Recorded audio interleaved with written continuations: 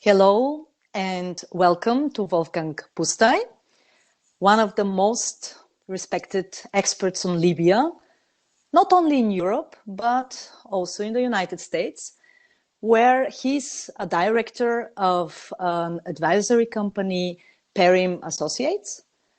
Wolfgang is also a senior at the AIS, and I would like to discuss with you, dear one very, very important factor in the southern neighborhood of Europe, being, of course, Turkey.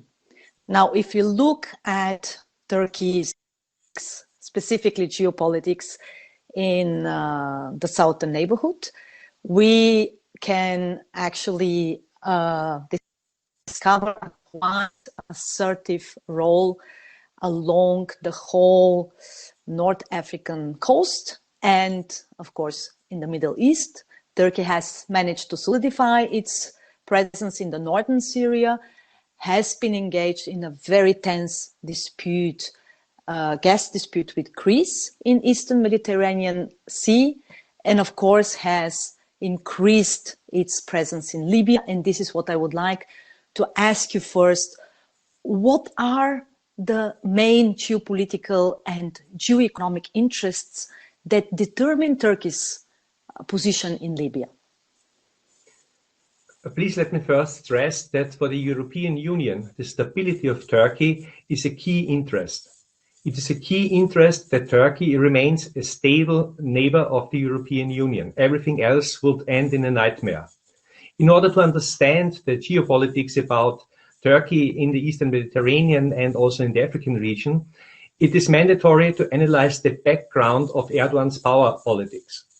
Erdogan's foundation of power rests with major Turkish economic enterprises. It rests with Islamists, with the political Islam, especially with the Muslim Brotherhood, and Turkey has an ambition to become a leading power or the leading power of the Sunnis. A further backbone of Erdogan's power is the support by the Turkish nationalists. And all these elements are drivers also of Turkey's foreign policy. The strategic interests of Turkey are especially related to the territorial integrity of the national territory without any special rights for minorities. This hits the Kurds. Another vital interest is independence in energy supply, also in order to get the foreign trade deficit under control. An important interest is to get sales and investment markets and labor markets for the Turkish industry and for the Turkish economy, especially for the construction markets in Northern Africa and in the rest of Africa. An important interest for Turkey is the promotion of political Islam, but it could be debated if this is an end in itself or this is just a means to an end to pursue the other objectives. What makes dealing with Turkey for the European Union quite complicated, quite challenging, is the way that Turkey uses the tools of strategy. Especially the use of the military as a tool of strategy is a huge problem for the European Union. By using his military in the Aegean and in North Africa, he's acting on a level on which the European Union does not want to confront him, and he exploits this. Another key tool is propaganda and public diplomacy, including the delivery of COVID-19 facial masks to other countries all over the world and the repatriation of Turkish patients to Turkey in times of need. Another tool is his use of the Turkish population and of the Turks on the Western Balkans and the Muslim population on the Balkans and in Western Europe, by supporting them, by giving them Turkey as their real homeland. Another one, and this is a particular dangerous weapon, is that he is using migration as a weapon. We remember last March when he facilitated the move of migrants to the Turkish-Greek border and facilitated and supported their crossing over to Greece, which was stopped fortunately by the Greece border control services. Another important element is that Turkey is aware that the American bases in Turkey, especially in Incirlik, are of critical importance for the United States. Incirlik is also a base for American tactical nuclear weapons. And with respect to geography, Turkey has a key role for NATO in order to blocking the entrance into the Mediterranean for the Russian Navy, if that's necessary. Last but not least, I would like to mention also diplomacy. Turkey's foreign diplomacy is built on its relation with Qatar. They are mutually assisting each other, and they are making up for the weaknesses of each other.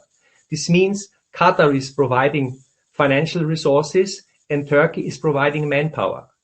Turkey has deployed military troops to Qatar. There's a permanent military base in Qatar, also as some kind of deterrence for any kind of Arab attack on Qatar.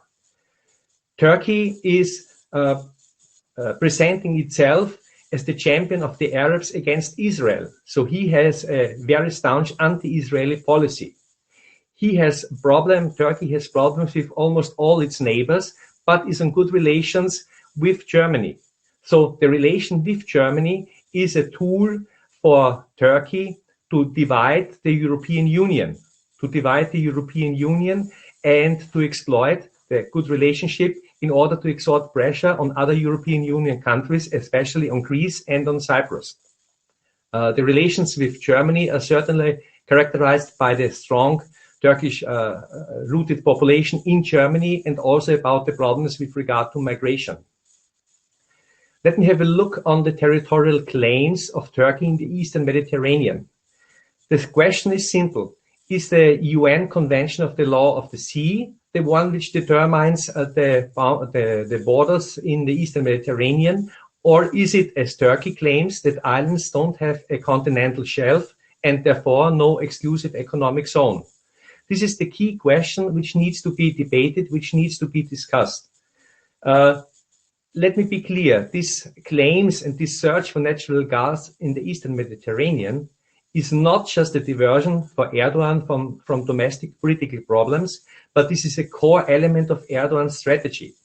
Regardless that it's still not clear how much natural gas is really available in the Eastern Mediterranean. And to this end, with regard to the situation in the Eastern Mediterranean, Turkey wants to exploit the disagreement within the European Union and to play off countries and also EU institutions one against the other, especially using Germany, using Malta, and at times also Italy. So what could the EU do about it? From my point of view, it would be critical, really critical, to make clear that the European Union stands by the international law and by its members. The European Union is not impartial, as demanded by some Turkish politicians. The EU stands with its member states, Greece and with Cyprus. The EU should support the intention of the Greek Prime Minister Mitsotakis to have an international arbitration, preferably by the International Court of Justice, if Turkey is not constructive in the hopefully now upcoming talks with Greece. So if Turkey blocks any kind of compromise, any kind of negotiation, real negotiations, the EU should support to refer to the International Court of Justice to get an outcome of this dispute through an arbitration. The European Union could also question the participation of Turkish troops in EU missions. It is very important for Turkey to have its contribution, for example, to the EU mission in Bosnia-Herzegovina, where this is a key element for their relationship with the local Muslim population. The EU should also think about and be aware, what if Greece or Cyprus ask for assistance in accordance with the EU Treaty, Article 42, paragraph 7, with the obligation to provide assistance. So if Turkey, for example, would occupy one of the smaller Greek islands, and if Turkey would activate Article 42, the EU should be clear what are they going to do about this. Actually, they have no choice. The article is quite clear about this. What is frequently discussed is sanctions, to sanction Turkey. The question is it a good idea to hit the population of Turkey and to weaken the economy of Turkey further on? I would say this is certainly not a good idea. But the EU could and they started recently with this, sanction individual companies and individuals. This is certainly a way, a positive way, in the conflict with Turkey in order to convince Turkey that it makes sense for them to join really constructive negotiations. An important element would be, I've mentioned before, that Turkey is using tools of strategy in a, let's say, quite special way.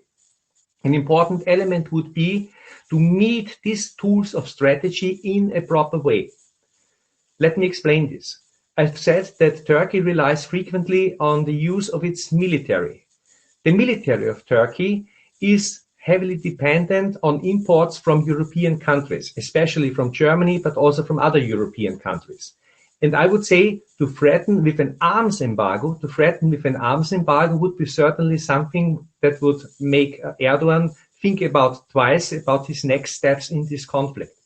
For example, air supply for his contingent in Libya relies heavily on the A400M Airbus transport aircraft, which are maintained by technicians from Airbus, mainly German technicians from Airbus in Turkey. So if there is an arms embargo, if these technicians would be withdrawn, this would be certainly a severe blow for the Turkish military. Another would be propaganda and very aggressive rhetoric, threats of war.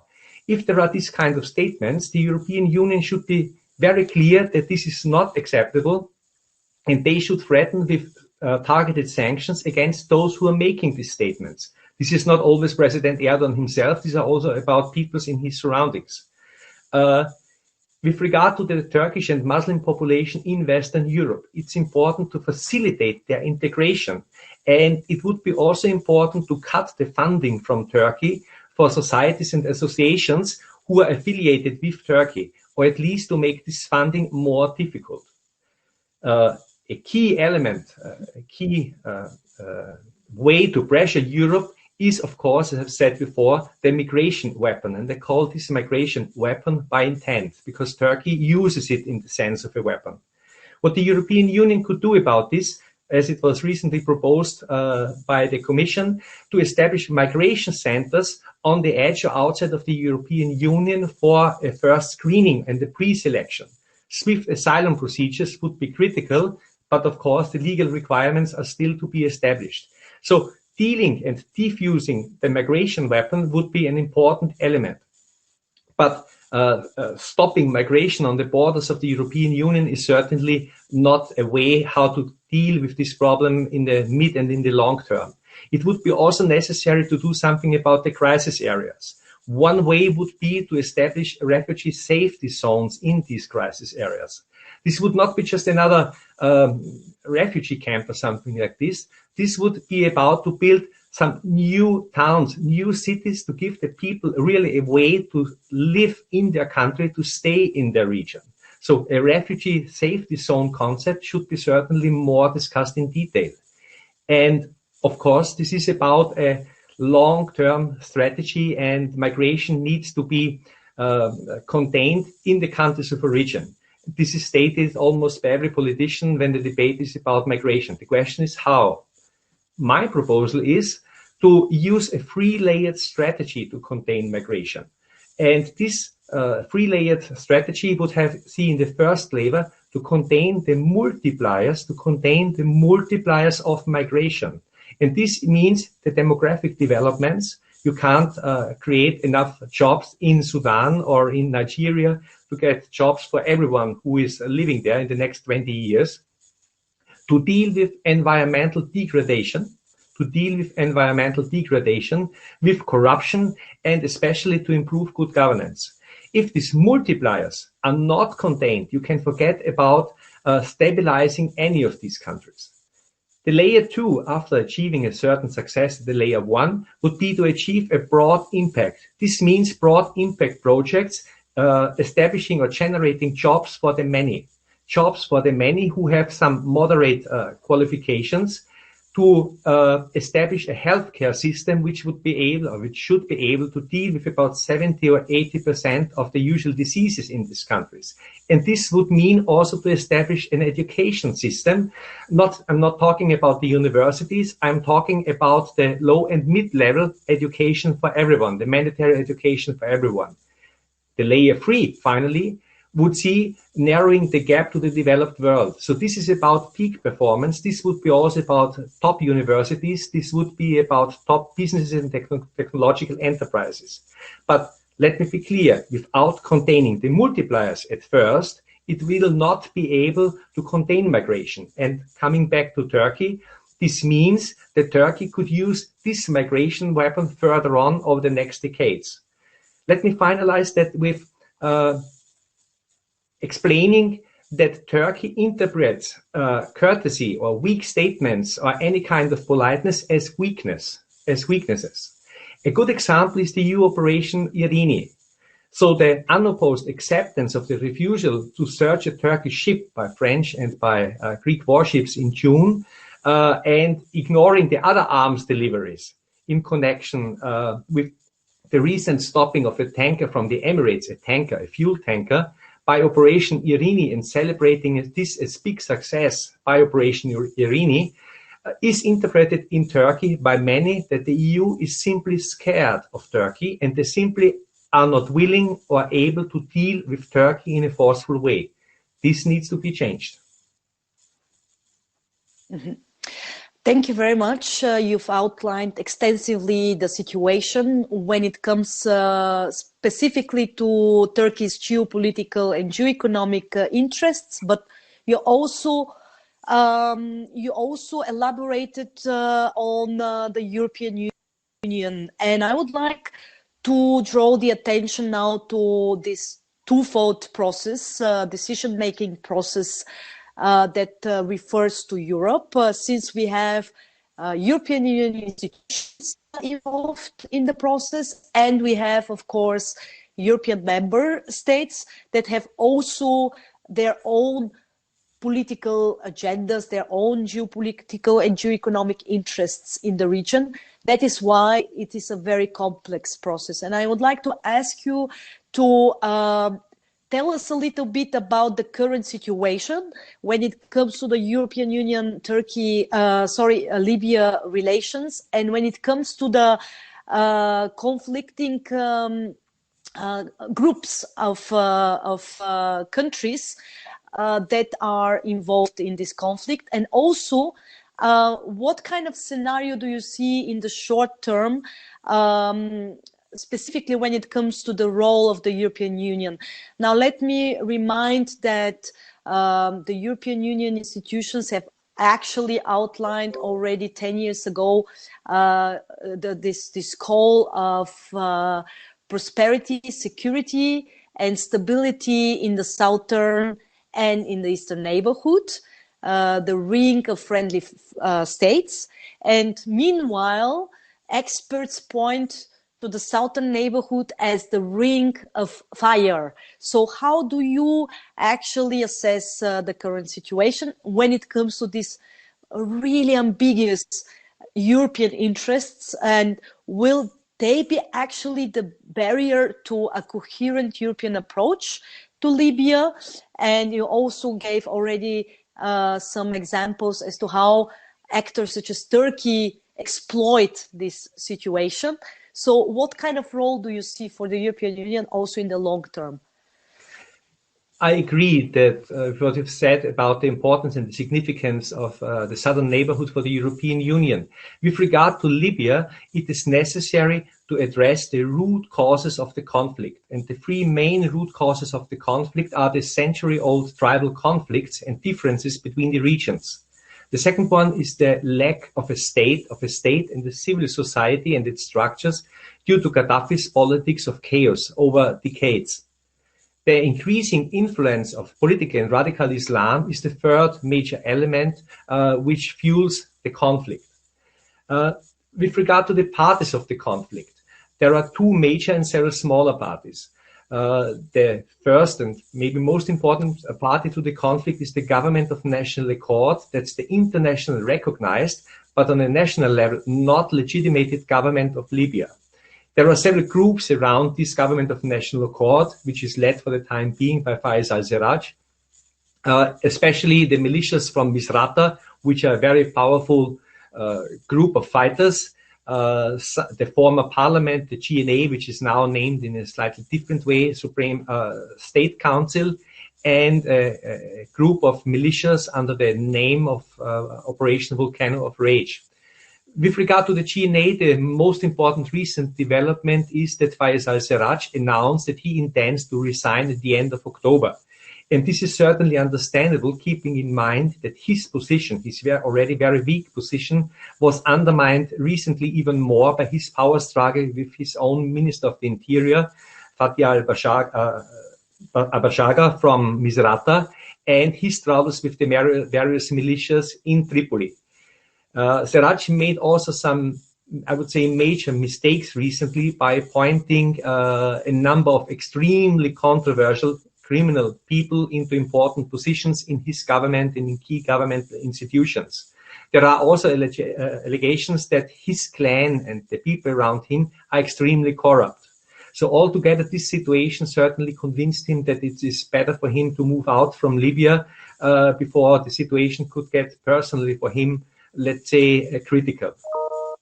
On the other side, we have the Libyan National Army led by Marshal Haftar and the House of Representatives, which is the international recognized and nationally legitimated parliament of Libya.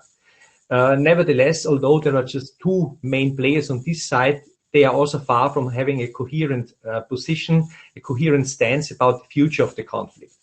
Others are radical Islamists, terrorist groups, various Arabic tribes, minorities like the Tuareg and the Tubu. And of course, there is also a moderate urban population in the larger cities like Tripolis, Benghazi, and Misrata. Everything they want is simply to live in peace, and to have some progress with regard to their living standards. The current situation in Libya is characterized by demonstrations in the larger cities about these difficult living circumstances, about blackouts and others. Is characterized by a frozen front line to the west of Sirte, and by ceasefire declarations by Fayez al-Sarraj and the president of the House of Representatives, Aguila Saleh. Although there is such a ceasefire declaration from both sides, there is no document, there is no written document about this ceasefire, so there are no signatures. This is certainly one of the key aims that should be achieved in the near future by the international community to moderate such a written ceasefire agreement. Another important element is that Marshal Haftar recently lifted in an agreement with the Deputy Prime Minister of the GNA, with Ahmed al-Matik, the oil blockade, which sounds great on the first view and is certainly a positive decision, is a little bit complicated on the second view, because Ahmed Matik mediated this agreement with the East without discussing this before with Sarraj and with the other powers in Western Libya. So this agreement was rejected by almost everyone in Western Libya. This agreement about opening up the oil ports was rejected by Sarraj, by the surroundings of Sarraj, by the Misrata, by most of the militias. The only one exception are some of the mighty businessmen in Misrata who have understood that this is a way to the future. The National Oil Corporation, which initially also rejected this agreement, now tacitly supports it. And actually the oil exports have already started again. What happens with the revenues, or what should happen with the revenues, in accordance to the agreement between Matik and Haftar, is that it is paid, the revenues are paid into an escrow bank account, and they will stay there frozen until there is an agreement. And this is a key element for stabilizing Libya, until there is an agreement how to distribute these oil revenues. I will come back to this later on. There were also several very positive developments about the talks between the two sides, between the two major sides. There were talks in Morocco between the House of Representatives and the Supreme State Council. There were talks brokered by UNSMIL in Switzerland between delegations from the East and the West. and there were talks in Cairo between the various factions of the House of Representatives, actually between the eastern ones and the western ones. So these are rather encouraging developments. And the talks in Geneva should continue in mid-October, and the first important development that they want to agree there is to reform the Presidential Council by designating a new three-person Presidential Council with one representative from Tripolitania, selected by the people in Tripolitania, with one representative from the east, selected by the people in the Cyrenaica, and with one representative from Fezzan, selected by the Fezzanis. In a further stage, there could be also an agreement about the Prime Minister and two deputies, you've guessed it, one each from the Libyan historic regions. So if they really manage to agree on this, this could be a major step forward if the negotiations are going into a way addressing the root causes, which I've mentioned before, and addressing these root causes could be best done by decentralizing how to govern Libya, or to be more precise, by establishing a federalist system based on the old Libyan constitution from the monarchy, which was a federalist constitution, and replacing the king by this presidential council. The way to such an agreement is still a very long one. And the way to such an agreement needs to take into account the interests, especially of the main international backers of the two factions. On one side, this is Turkey. I've mentioned before the interests of Turkey with regard to its economy, with regard to getting a market, with regard to getting cheap energy and so on. And this means that Libya is of critical importance for Turkey. The economic interests include the agreement between the GNA and Turkey about the delineation of the exclusive economic zone between Turkey and Libya, ignoring that there is an island named Greece in between, an island named Crete in between. And this agreement is being used by Turkey as an argument for the delineation of the economic exclusive zones with the other countries in the Eastern Mediterranean. So this agreement is a key cornerstone in the arguments of Turkey about the East Med. Turkey is seeking compensation for the losses it suffered during the revolution. Turkey is not the only one country suffering losses, but now Turkey has signed some agreements with the GNA and with the Central Bank of Libya, which will certainly compensate them for a quite huge amount of the losses they've suffered. And Turkey is looking for Libya as a sales market for exports, including weapons. It's looking for Turkey as a market for its construction industry, and they want to get their share, an increasing share on the oil and gas revenues. They want to use Libya as a basis for regional expansion. They want to facilitate their relations with the descendants of the Ottoman soldiers in Libya and the local women, the so-called Kologlis. And they want to use Libya for the spread of political Islam in North Africa. And this brings me to Egypt. For Egypt, which has vital security interests in Libya, it is a red line that any kind of Islamist or Turkish influenced government in Tripoli gets access or influence in the east of Libya. So Egypt has announced, and I have no doubt that they would do it, would intervene by military means if the GNA, if Operation Volcano, if Turkey crosses the line to the west of Sirte and advances to eastern Libya. So Egypt has real vital security interests because they fear that if the Islamists come back to eastern Libya, that this will fuel the conflict at home, that this would fuel the conflict. They have an ongoing insurgency in Egypt, in the Nile River Valley, and especially on the Sinai, and also in some locations in western Egypt. They are scared that this would lead to a real destabilization of Egypt. And that's the reason why they want to prevent this by any means. Of course, on a secondary level, Egypt has also economic interests in Libya. This is not only about oil, but also about the labor market. More than 1 million Egypt workers were employed in Libya before the revolution. So what could be done, and what could be a possible role for the European Union? As I've said before, a consolidation of the armistice, the ceasefire, would be the next important step.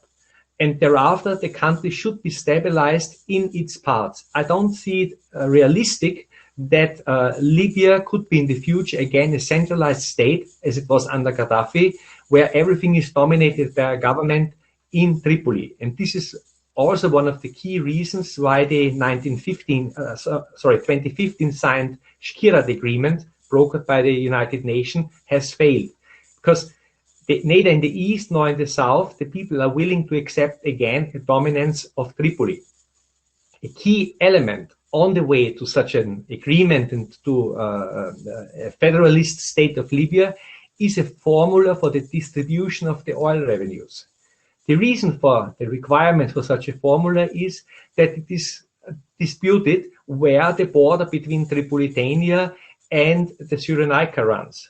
Actually, it is in the Sirte Basin. But the question is it more or less to the east of the major oil fields, so that the oil fields would belong to Tripolitania? Is it just somewhere in the center, or is it in the west of the major oil fields, so that the oil from the Sirte Basin would belong to the east? And I have no doubt about it, that there will not be an agreement where the border will be exactly, in the case that someone would try a breakaway of the east. So they would certainly fight it out. In order to prevent such a fight, Libya should be kept together, and there should be a formula for the distribution of the oil revenues.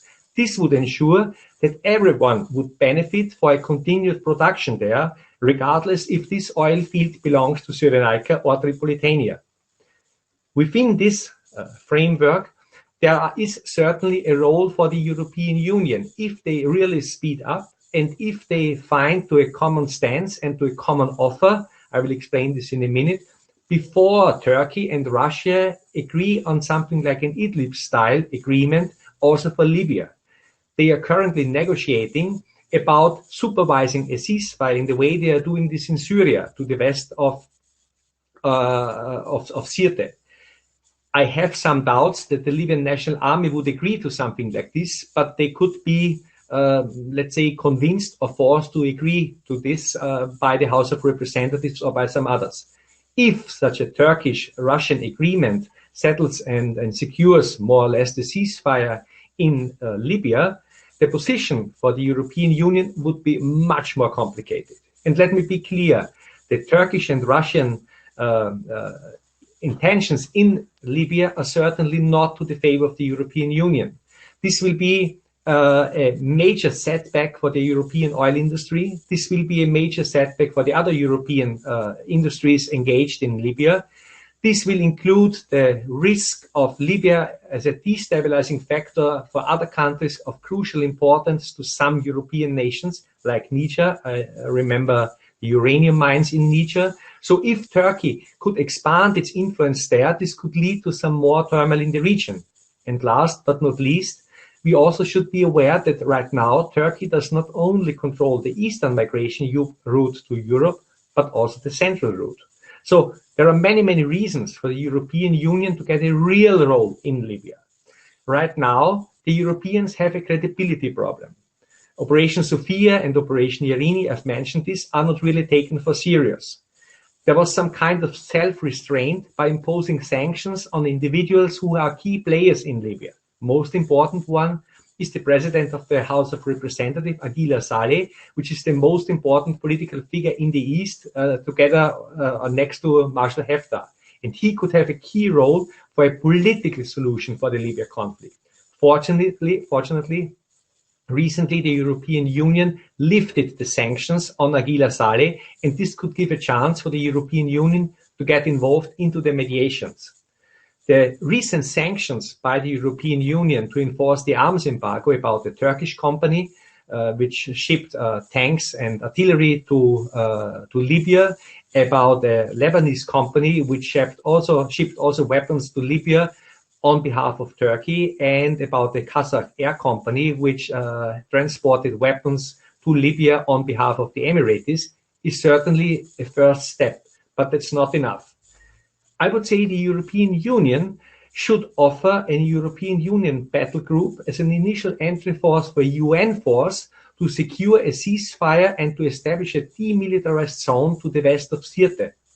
if the European Union becomes a military player on the ground, and the capabilities are here, the European Union would also play a significantly more important role in the future in order to stabilize Libya, and this could help to secure the European interests, regarding if we are talking about the Italian focus or about the French focus. Mm-hmm. We are approaching the end of our. So let me ask a final short question. What would be your concrete 2 to 3 political recommendations for our stakeholders in the European institutions, but also in the European member states, that would have a unifying effect on a coherent approach? You mentioned already some examples, some proposals, what the European Union could do, but what would be your concrete, short political recommendations for us, for the European stakeholders? I think the first one would be with regard to Greece and Turkey, and also with regard to Turkey and Libya, to make it clear that the European Union stands with its members. The European Union is not impartial in the conflict between Turkey and Greece and Cyprus. It's clearly in the camp of Turkey and of Cyprus. They should make it clear, if Turkey is not willing to participate in constructive talks, there will be focused sanctions and there would be an arms embargo. With regard to Libya, I think it is crucial that the European Union gets seriously engaged in Libya, and the tool for this is the military.